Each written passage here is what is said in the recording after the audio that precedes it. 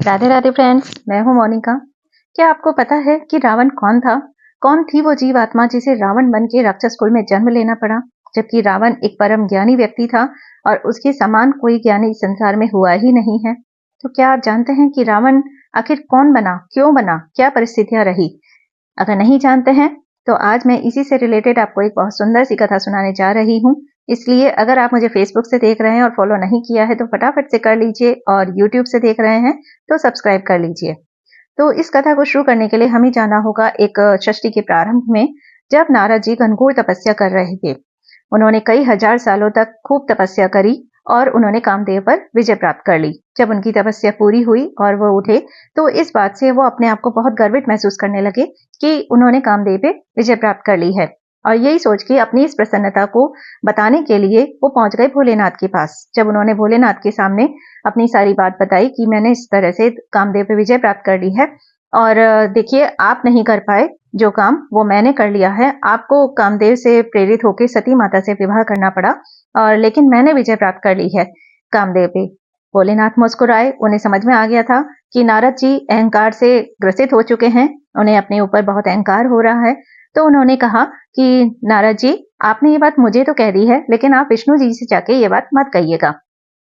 नारद जी को लगा कि भोलेनाथ थोड़ा जल रहे हैं, इसलिए मुझसे ऐसा कह रहे हैं। लेकिन जो अहंकार से ग्रसित व्यक्ति होता है उसे कुछ भी समझ में नहीं आता जब तक कि उसका अहंकार चूर नहीं हो जाता। वो पहुंच गए ब्रह्मा जी के पास, जो कि उनके परम पिता थे। उन्होंने जाके वहां पे ब्रह्मा जी के सामने भी अपनी सारी बात कह दी कि देखो, मैं शिव जी भी कामदेव पे विजय प्राप्त नहीं कर पाए और मैंने कामदेव पे विजय प्राप्त कर ली है। तो ब्रह्मा जी ने कहा कि तुमने मुझसे तो कह दी है ये बात, लेकिन जाके ये भोलेनाथ और विष्णु जी से मत कह देना। तो नारद जी ने कहा कि मैं तो भोलेनाथ को कह भी आया हूं ये बात। तो ब्रह्मा जी को चिंता हो गई, उनको लगा कि अब तो ये गया काम से। तो उन्होंने कहा ठीक है, पर अब विष्णु जी से जाके मत कह देना। लेकिन नारद जी कहाँ मानने वाले थे, वो तो फूले समा रहे थे। वो सीधे पहुंच गए विष्णु जी के पास, और विष्णु जी तो अंतर्यामी हैं, वो सब कुछ देख रहे थे, सुन रहे थे। उन्होंने उठ के नारद जी का स्वागत किया। वो अपनी गद्दी से उठ गए, शेषनाग पे जहां वो लेटे हुए रहते हैं वहां से वो उठे, उन्होंने नारद जी का स्वागत किया और उन्हें अपनी सीट पर बैठा दिया ले जाके। नारद जी और घमंड से फूले नहीं समाये कि उनको लगा कि उन्होंने कितना बड़ा काम किया है, इसलिए विष्णु जी उन्हें ये आदर दे रहे हैं। तो विष्णु जी को भी जाके उन्होंने सारी बात बोली। तो विष्णु जी ने कहा कि आइए आइए महादेव, आइए आइए देव, नारद देव, आपने इतना बड़ा काम किया है और आपने कामदेव पे विजय प्राप्त करी है, ऐसा काम तो भोलेनाथ भी नहीं कर पाए। नारद जी पहुंच गए 7वें आसमान पे। तो उनको लगा कि ठीक है, ये तो बहुत ही अच्छी बात हुई कि विष्णु जी भी खुश हैं इस बात से। तो उन्होंने फिर वो वहां से उनसे विदा लेके चल दिए। अब जो नारायण भगवान थे उनको तो नारद जी का घमंड तोड़ना ही था, क्योंकि भगवान का ये नियम है कि भगवान को जो अति प्रिय होता है उसको वो घमंड के साथ नहीं रहने देते, उसका घमंड वो तोड़ देते हैं। क्योंकि बिना घमंड के ही हम भगवान को पा सकते हैं, उनके पास रह सकते हैं। तो भक्तों, अगर आपने अभी तक कमेंट बॉक्स में हर हर महादेव नहीं लिखा है तो फटाफट से लिख आइए, और इस कहानी को अपने 5 दोस्तों को भी शेयर कर दीजिएगा, क्योंकि इससे जो पुण्य मिलेगा वो आपको इस कथा को सुनने से भी 5 गुना ज्यादा होने वाला है। तो आगे की कथा यह है कि जब नारद जी वहां से निकले तो घमंड से फूले नहीं समा रहे थे, और तब विष्णु जी ने अपनी लीला रची और रास्ते में एक बहुत सुंदर सा नगर बना दिया। उस नगर की राजकुमारी बनाई लक्ष्मी जी, जो लक्ष्मी जी खुद वहां पे राजकुमारी बन के पहुंच गई, बहुत सुंदर सी। और वहां पे जब नारद जी वहां से गुजर रहे थे तो उन्होंने राजकुमारी को देखा, और देखते ही उनके मन में यह विचार आया कि क्यों ना इस राजकुमारी से तो मैं शादी कर लूं, क्योंकि मैं इतना योग्य हूं और मैं इतना मतलब ज्ञानी और कामदेव पे विजय प्राप्त करने वाला हो गया हूं, और ये राजा महाराजा मेरे सामने है ही क्या।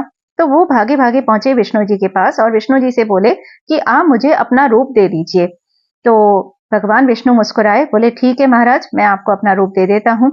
तो उन्होंने तथास्तु कह दिया। नारद जी खुशी खुशी वहां से चल दिए। जब वो स्वयंवर में जा रहे थे तो भोलेनाथ को उनकी चिंता हो रही थी, इसलिए उन्होंने अपने दो अपने शिवगण उनके साथ भेज दिए कि आप इन दोनों को भी अपने साथ ले जाइए, और जिससे ये आपका सहयोग करेंगे। जब वो वहां स्वयंवर में पहुंचे तो लक्ष्मी जी, जो कि राजकुमारी बनी हुई थी, सामने से आ रही थी। तो नारद जी ये सोच सोच के फूले नहीं समा रहे थे कि लक्ष्मी जी तो मतलब ये राजकुमारी तो मेरे ही गले में वरमाला डालेगी, क्योंकि मुझसे ज्यादा सुंदर तो कोई है ही नहीं। तो वो सीना फुला के अपने बैठ गए वहां पे कि अब वरमाला उनके गले में डलने ही वाली है। इतने में राजकुमारी आई और उनकी तरफ देख के खिलखिलाकर हंस पड़ी और वहां से निकल गई। तो ये सब चीज जो शिवगण थे वो भी देख रहे थे, तो वो उनकी भी हंसी छूट गई ये सब देख के। तो जो नारद जी थे वो बहुत क्रोधित हुए। उन्होंने उनसे कहा कि तुम लोग क्यों हंस रहे हो? तो उन शिवगण ने कहा, जाके महाराज पहले अपना मुख तो देख लो। तो जब उन्होंने नारद जी ने जाके अपना मुंह देखा और देखा कि उनका मुंह तो वानर का बन चुका है, तो वो बहुत तमतमा गए और उन्होंने आके शिवगण को श्राप दे दिया।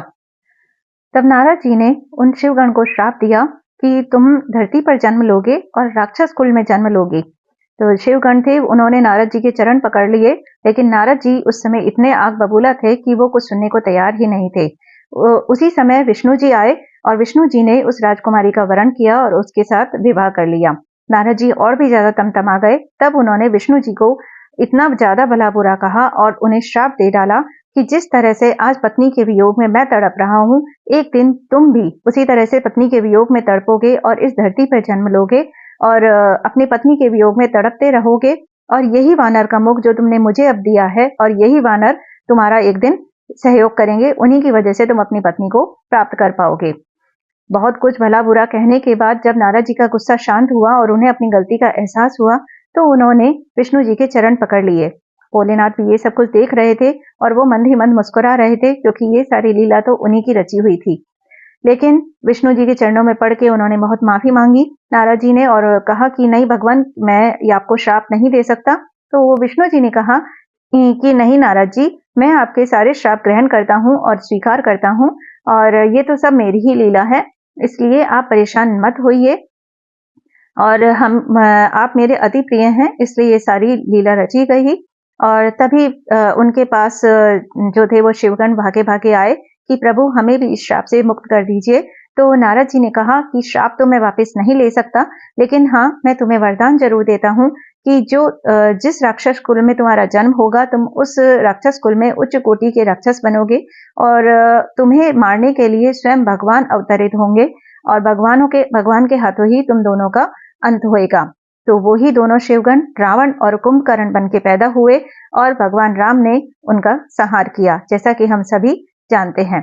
तो इसीलिए रावण इतना परम ज्ञानी और परम तेजस्वी व्यक्ति था, क्योंकि जो रावण था वो ही जब राम जी सेतु पार करना चाहते थे, तो उन्होंने जब उस समय शिवलिंग की स्थापना करी थी, उस शिवलिंग की स्थापना करवाने के लिए स्वयं रावण पंडित बन के आया था, क्योंकि वहां पे पंडित की कोई व्यवस्था नहीं थी। तो रावण बहुत महान था, इसलिए रावण को गलत ही नहीं समझना चाहिए। हमें रावण के चरित्र के बारे में कुछ भी इतना पता नहीं है, इसलिए हम रावण को गलत कह देते हैं, लेकिन जबकि रावण भी एक बहुत अच्छा व्यक्ति था। इसलिए अगर आपने अभी तक फॉलो नहीं किया है और ऐसी ही सुंदर सुंदर कहानियां सुनना चाहते हैं, तो फटाफट से मुझे फॉलो कर लीजिए और अपने 5 दोस्तों को इस कहानी को शेयर भी कर दीजिए, जिससे आपको 5 गुना पुण्य की प्राप्ति हो सके। मिलते हैं फिर। राधे राधे।